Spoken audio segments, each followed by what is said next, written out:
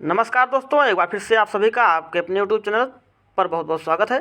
दोस्तों, इस वीडियो के माध्यम से हम लोग जो अनुच्छेद हैं उनके बारे में जानेंगे कि जो मोस्ट इम्पॉर्टेंट आर्टिकल्स हैं, जो मोस्ट इम्पॉर्टेंट अनुच्छेद हैं जो बार बार एग्जाम्स में पूछे जाते हैं, उनके बारे में हम लोग जानेंगे। पिछले वीडियो में हम लोगों ने देखा था कि जो संविधान के भाग हैं वो कितने हैं और किस तरीके से हम सभी भागों को याद कर सकते हैं, किस भाग में विषय क्या क्या दिया गया है, इसके बारे में हम लोग पिछली वीडियो के माध्यम से जाने से आज की वीडियो के माध्यम से हम लोग मोस्ट इम्पॉर्टेंट आर्टिकल्स के बारे में यहाँ पर जानेंगे। चलिए स्टार्ट करते हैं। सबसे पहले दोस्तों, अगर हम लोग बात करें मूल संविधान में अनुच्छेद की, तो यहाँ पर मूल संविधान में अनुच्छेद कितने थे? 395 अनुच्छेद थे। मूल संविधान में कितने अनुच्छेद थे दोस्तों? 395 अनुच्छेद। आप याद करके चलेंगे 395 अनुच्छेद। वैसे प्रेजेंट टाइम में अगर देखा जाए तो लगभग 450 अनुच्छेद के आसपास हो चुके हैं, 450 आर्टिकल्स के आसपास हो चुके हैं। बट आप 450 नहीं याद करेंगे, आपको याद करके चलना है 395 अनुच्छेद। अगर पूछा जाए एग्जाम में कितने अनुच्छेद हैं तो आपको 395 अनुच्छेद अभी भी बताना है, क्योंकि जो ये 450 हुए हैं ये इसी 395 में ही ABC करके या 1 2 3 करके ऐड कर दिया गया है। तो आप इसको नहीं याद करेंगे, आपको याद करके चलना है 395 अनुच्छेद जो हैं वो संविधान में हैं। आगे हम लोग दोस्तों बात करें तो हमने पिछले वीडियो में बताया आप सभी को कि जो अनुच्छेद हैं, जो भाग है, भाग 1 में बताया गया है कि भारत के राज्य एवं उनके संघ क्षेत्र, भारत के राज्य एवं उनके संघ क्षेत्र के बारे में बताया गया है भाग 1 में। और भाग 1 है कहाँ तक? तो 1 से लेकर 4 तक भाग 1 के बारे में बताया गया है। भाग 1 का वर्णन अनुच्छेद 1 से लेकर अनुच्छेद 4 तक बताया गया है।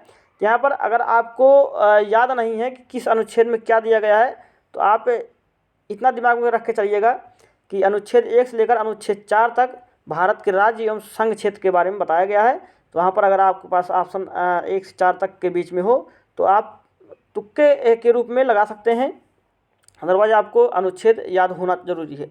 जो हम अनुच्छेद बता रहे हैं यहाँ पर ये मोस्ट इंपॉर्टेंट अनुच्छेद है जो बार बार एग्जाम्स में पूछे जाते हैं। सबसे पहले दोस्तों बात करें अनुच्छेद 1 की, तो अनुच्छेद 1 में बताया गया है कि भारत राज्यों का संघ होगा, इसके बारे में बताया गया है अनुच्छेद 1 में। अनुच्छेद 2 की बात करते हैं हम लोग, तो अनुच्छेद 2 में बताया गया है जो भारत के राज्य हैं उनके निर्माण या उनकी स्थापना के बारे में बताया गया है अनुच्छेद 2 में। अनुच्छेद 3 में बताया गया है कि राज्य का जो नाम होगा, नामकरण होगा, राज्य का क्षेत्र जो होगा, विस्तार और उसका निर्माण, इनके बारे में बताया गया है अनुच्छेद 3 में। आगे आते हैं हम लोग, हमने भाग 1 में देखा कि भाग 1 में अनुच्छेद 1 से लेकर 4 तक का वर्णन है। और भाग 2 में अनुच्छेद 5 से लेकर अनुच्छेद 11 तक, भाग 2 में अनुच्छेद 5 से लेकर अनुच्छेद 11 तक, जिसमें नागरिकता का वर्णन किया गया है। अनुच्छेद 5 से लेकर अनुच्छेद 11 में नागरिकता का वर्णन किया गया है। इसका हम अलग से वीडियो लेकर आएंगे क्योंकि ये इम्पॉर्टेंट टॉपिक आपके पड़ जाते हैं। अब भाग 2, भाग 3 और भाग 4, ये भाग 3 भागों का, भाग 2, भाग 3, भाग 4, इन तीनों का हम अलग से अलग अलग वीडियो लेकर आएंगे। नागरिकता का एक अलग वीडियो होगा, मौलिक अधिकार का एक अलग वीडियो होगा और DPSP का एक अलग वीडियो होगा, क्योंकि ये मोस्ट इंपॉर्टेंट टॉपिक आपके संविधान में पड़ जाते हैं। सबसे मोस्ट इंपॉर्टेंट यहाँ से पॉइंट बनते हैं और एग्जाम्स में यहाँ से हमेशा क्वेश्चन पूछे जाते हैं। कोई भी एग्ज़ाम हो, यहाँ से आपके मौलिक अधिकार और DPSP से क्वेश्चन तो उठना ज़रूरी है, तो इसलिए हम इनका अलग से वीडियो लेकर आएंगे। उसके बाद दोस्तों भाग 4 में जो भाग 4 है, इसमें DPSP का वर्णन किया गया है, यानी कि नीति निर्देशक तत्व का वर्णन किया गया है, जो अनुच्छेद 36 से लेकर अनुच्छेद 51 के बारे में बीच में बताया गया है। और अनुच्छेद 51 के का में यहाँ पर मौलिक कर्तव्य के बारे में बताया गया है, जो 42वें संविधान संशोधन 1976 में जोड़ा गया मौलिक कर्तव्य। क्योंकि कभी कभी क्वेश्चन पूछा जाता है कि मौलिक कर्तव्य जो है वो मूल संविधान में था कि नहीं था, तो यहाँ पर आप याद करके चलेंगे कि मौलिक कर्तव्य जो था वो मूल संविधान में नहीं था, ये बाद में 1976 में 42वें संविधान संशोधन में जोड़ा गया। तो इनके बारे में हम लोग डिटेल में जानेंगे नेक्स्ट वीडियो में। अभी आगे चलते हैं हम लोग। यहाँ पर सबसे पहले हम लोग बात करें राष्ट्रपति से, क्योंकि राष्ट्रपति से जो क्वेश्चन पूछे जाते हैं वो ये हैं। अनुच्छेद 52 जो है, अनुच्छेद 52 में राष्ट्रपति का पद जो है उसका वर्णन किया गया है कि राष्ट्रपति का जो पद होगा वो अनुच्छेद 52 बताया गया है कि राष्ट्रपति होगा भारत का, इसके बारे में बताया गया अनुच्छेद 52 में। अनुच्छेद 53 की बात करते हैं दोस्तों, तो अनुच्छेद 53 में बताया गया है जो राष्ट्रपति होंगे उनकी शक्ति एवं उनके कार्य क्या क्या होंगे, इनके बारे में बताया गया है अनुच्छेद 53 में। अनुच्छेद 54 की बात जब हम लोग करते हैं दोस्तों, तो अनुच्छेद 54 में बताया गया है कि जो राष्ट्रपति होंगे उनका निर्वाचन जो होता है किस प्रकार से होता है, इसके बारे में बताया गया है अनुच्छेद 54 में। अब देखिए अनुच्छेद 61 में बताया गया है कि जो राष्ट्रपति होंगे उन पर महाभियोग किस प्रकार से लगाया जा सकता है, उनको किस प्रकार से उनके पद से हटाया जा सकता है, इसके बारे में बताया गया है अनुच्छेद 61 में। तो आप इन को चारों को आप एक साथ याद करने की कोशिश करेंगे। 52, 53, 54 और 61, इस तरीके से आप पहले आर्टिकल्स को याद करेंगे कि अनुच्छेद 52, 53,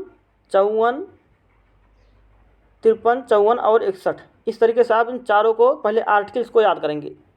उसके बाद आपको इस प्रकार से याद करना होगा कि 52 में राष्ट्रपति का पद है, 53 में उनकी शक्ति एवं कार्य बताया गया है, यानी कि जब पद दे देंगे आप राष्ट्रपति किसी पद पर बैठा देंगे किसी को, तो उसको बताएंगे कि आपके इस पद पर ये शक्तियाँ हैं और ये आपके कार्य हैं, इसके बारे में बताया गया है अनुच्छेद 53 में। अनुच्छेद 54 में बताया गया है कि उनका जो निर्वाचन होगा वो किस प्रकार से होगा, इसके बारे में बताया गया है अनुच्छेद 54 में। उसके बाद जब उनको गद्दी पर बिठा देंगे, शक्ति कार्य दे देंगे, उनका निर्वाचन कर देंगे, उसके बाद उनको किस तरीके से हटा सकते हैं, इसके बारे में बताया गया अनुच्छेद 61 में। यहाँ पर 61 में अनुच्छेद आर्टिकल 61 में बताया गया है कि किस प्रकार से महाभियोग राष्ट्रपति पर लगा सकते हैं। तो इस प्रकार से आप चारों को आसानी से याद कर सकते हैं। आगे बढ़ें तो उनकी शक्तियों में ही आगे अनुच्छेद 72 में बताया गया है कि आपको क्षमादान की भी शक्ति प्राप्त है, यानी कि आप किसी दोषी व्यक्ति को क्षमा दान भी दे सकते हैं, क्षमा प्रदान कर सकते हैं, ये बताया गया है अनुच्छेद 72 में। तो अनुच्छेद 72 में क्षमादान की शक्ति है राष्ट्रपति की।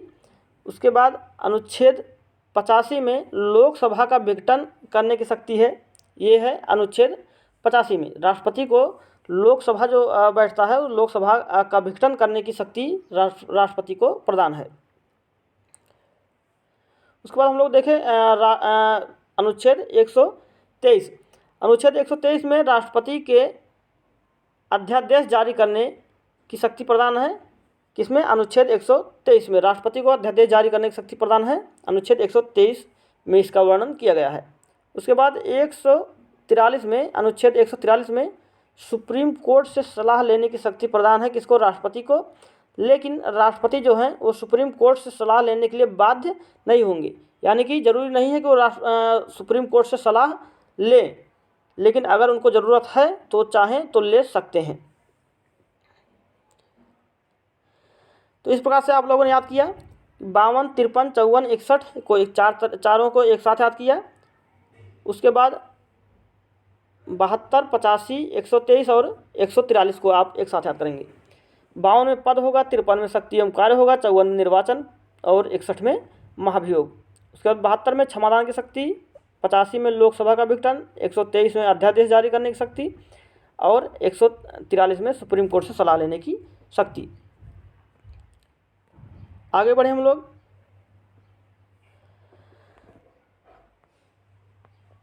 आगे आपका उपराष्ट्रपति आ जाता है। तो उपराष्ट्रपति में अनुच्छेद 63 में बताया गया है उपराष्ट्रपति के बारे में कि एक उपराष्ट्रपति का पद होगा, इसके बारे में बताया गया है अनुच्छेद 63 में।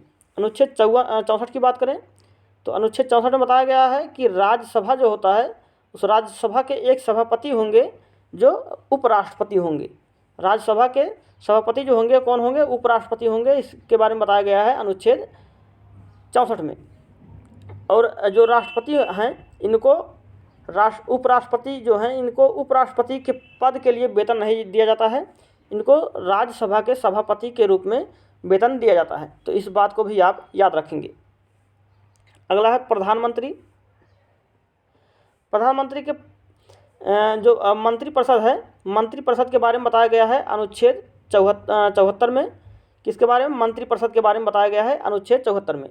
उसके बाद इस मंत्रिपरिषद के जो हेड होंगे, मंत्रिपरिषद के जो हेड होंगे वो कौन होंगे? प्रधानमंत्री होंगे, इसके बारे में बताया गया है अनुच्छेद 75 में। एक बार फिर से आप याद करेंगे कि अनुच्छेद 52 में राष्ट्रपति का पद, अनुच्छेद 53 में राष्ट्रपति की शक्ति एवं कार्य, अनुच्छेद 54 में राष्ट्रपति का निर्वाचन, अनुच्छेद उसके बाद 61 आता है आपका, 61 में महाभियोग और उसके बाद 72 में क्षमादान की शक्ति, 85 में आपने देखा राष्ट्रपति के जो लोकसभा का विघटन करने की शक्ति, उसके बाद 123 में अध्यादेश जारी करने की शक्ति और 143 में आपने देखा राष्ट्रपति के सुप्रीम कोर्ट से सलाह लेने की शक्ति। उसके बाद आपने देखा उपराष्ट्रपति के बारे में। उपराष्ट्रपति के बारे में आपने देखा 63 और 64 में। 63 में आपने देखा कि राष्ट्रपति का पद होगा, पद का वर्णन किया गया है। और उसके बाद राज्यसभा के सभापति होंगे कौन, उपराष्ट्रपति, इसके बारे में बताया गया है। सभापति होंगे राज्यसभा के, इसके बारे में बताया गया है अनुच्छेद 64 में।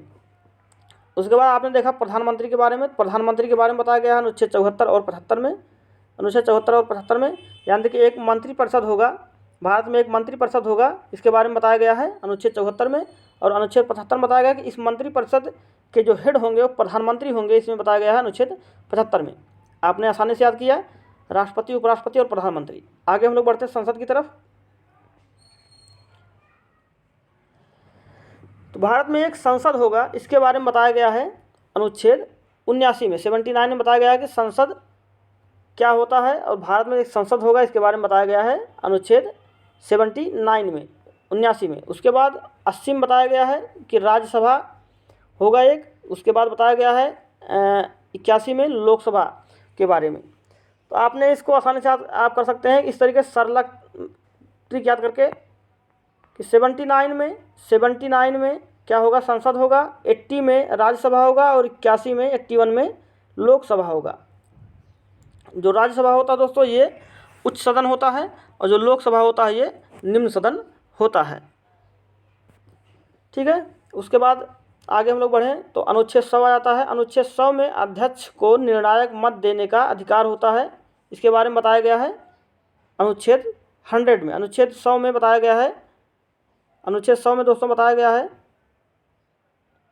कि जो अध्यक्ष होंगे, अध्यक्ष महोदय होते हैं, लोकसभा स्पीकर होते हैं, उनको निर्णायक मत देने का अधिकार होता है। यानी कि अगर दो संसद में,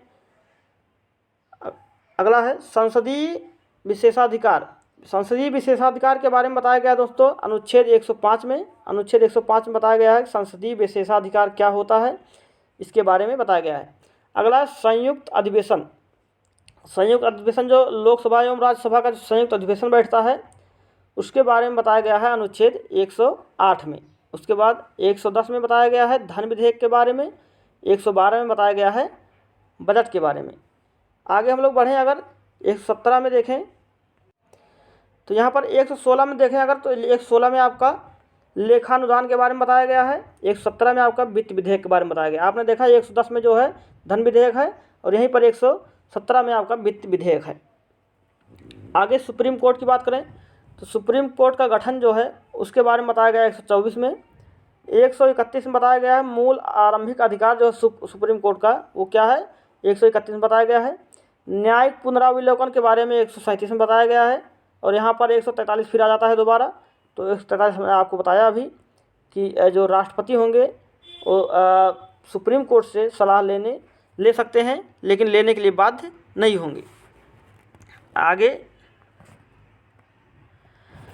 भारत के जो सबसे उच्च पद हैं यहाँ पर न्याय के महान्यायवादी, जो यानी कि केंद्र स्तर पर कार्य करते हैं।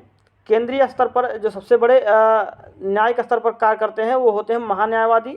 और जो महान्यायवादी होते हैं इनका गठन जो होते हैं वो राष्ट्रपति करते हैं। इसके बारे में बताया गया है अनुच्छेद 76 में। यानी कि आप याद करेंगे कि महान्यायवादी के बारे में बताया गया है अनुच्छेद 76 में। और जो कैग होते हैं, नियंत्रक महालेखा परीक्षक जो होते हैं, उनके बारे में बताया गया है 148 में। अनुच्छेद 148 में बताया गया है कैग के बारे में और अनुच्छेद 76 में बताया गया है महान्यायवादी के बारे में।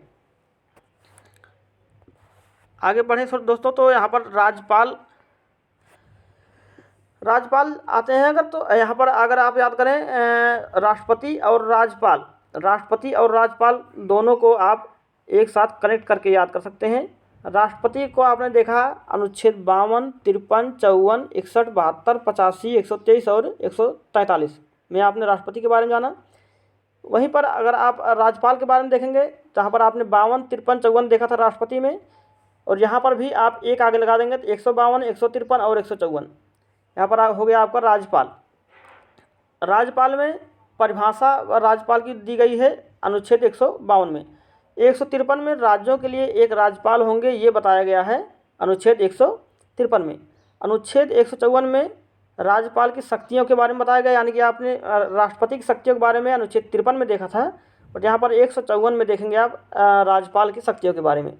उसके बाद आपने अनुच्छेद 154 में देखा था राष्ट्रपति के निर्वाचन के बारे में, यहाँ पर 155 में देखेंगे राज्यपाल के निर्वाचन के बारे में। और वहाँ पर आपने राष्ट्रपति के महाभियोग लगाने की महाभियोग के बारे में देखा था कि महाभियोग किस प्रकार से लगा सकते हैं, 61 में देखा था। यहाँ पर क्षमादान प्रदान करने की शक्ति आप 161 में राज्यपाल में देखेंगे। आप फिर से इसको याद करेंगे। 52 में परिभाषा है, 53 में राज्यों के लिए एक राज्यपाल होंगे, 154 में शक्ति के बारे में बताया गया है, 155 में निर्वाचन के बारे में बताया गया है, 161 में क्षमादान की शक्ति राज्यपाल के पास होती है। जिस प्रकार से राष्ट्रपति के पास होती है उसी प्रकार से राज्यपाल के पास भी होती है। इसके बारे में बताया गया है अनुच्छेद 161 में।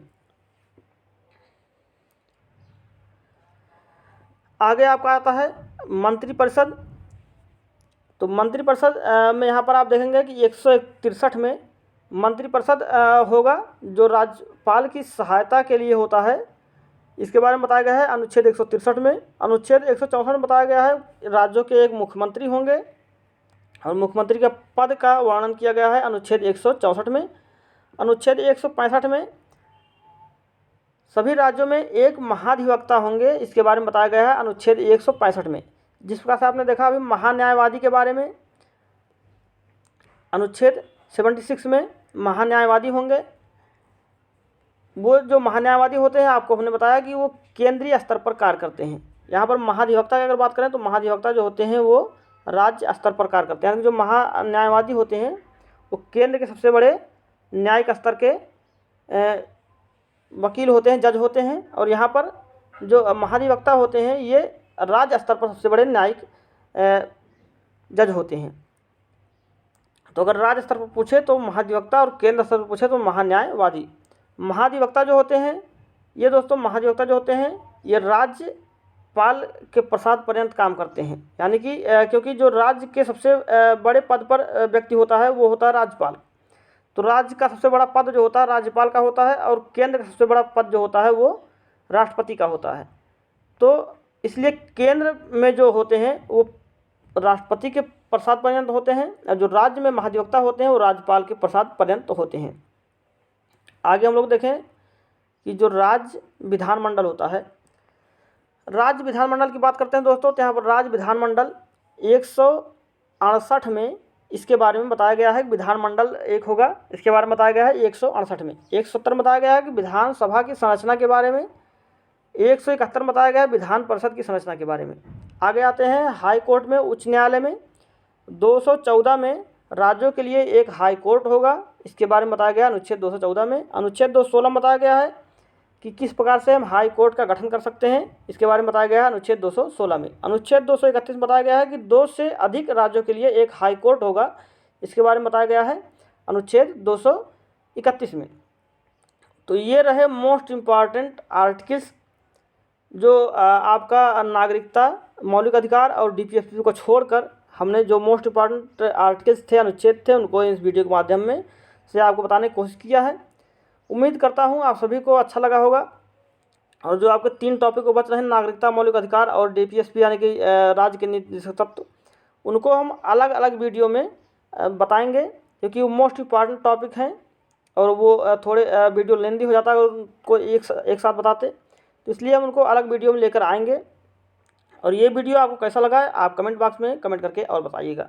चलिए नेक्स्ट वीडियो में फिर मिलेंगे, तब तक के लिए नमस्कार, जय हिंद, जय भारत।